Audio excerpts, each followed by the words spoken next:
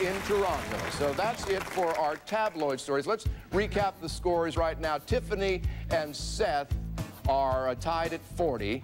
Mike, you're at 55, but Petra's maintaining her recently achieved lead at 65 points. Congratulations. All right.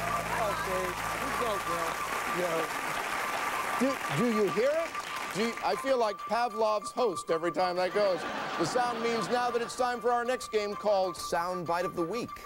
All right, now in a moment I'm going to read you a quote that was in the news since you've been gone over the past 7 days. Your job is to figure out who actually said it, and I'll give you 4 choices. The correct answer here again is worth 15 points. You ready? Ready. On Labor Day, a public figure was red-faced after being caught on videotape referring to a New York Times reporter as a major league a-hole.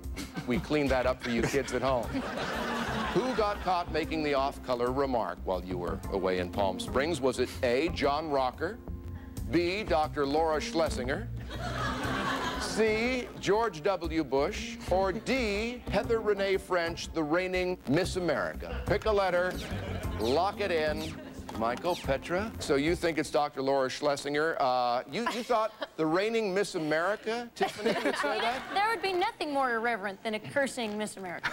Yeah, well, that's true. And you went with John Rocker. You know, it's interesting, when you cut people off from the outside world, as we did, the 4 of you, for 7 days, of course, we all know that it was George W. Bush. Oh, George W. Bush. No points for anyone. And this is a piece of videotape that the rest of us have been enjoying endlessly over the past few days. Check it out. Here's Adam Clymer, Major League a-hole from New York Times. Good time. Bush. Yeah.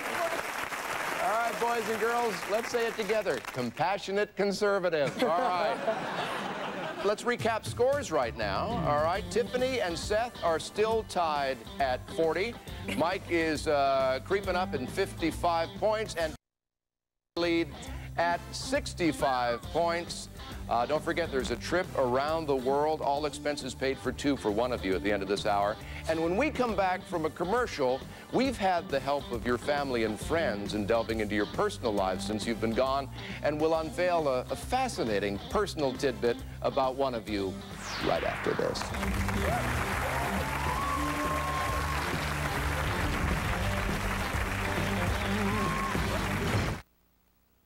It's a first in permanent hair color. Laboratoire Garden.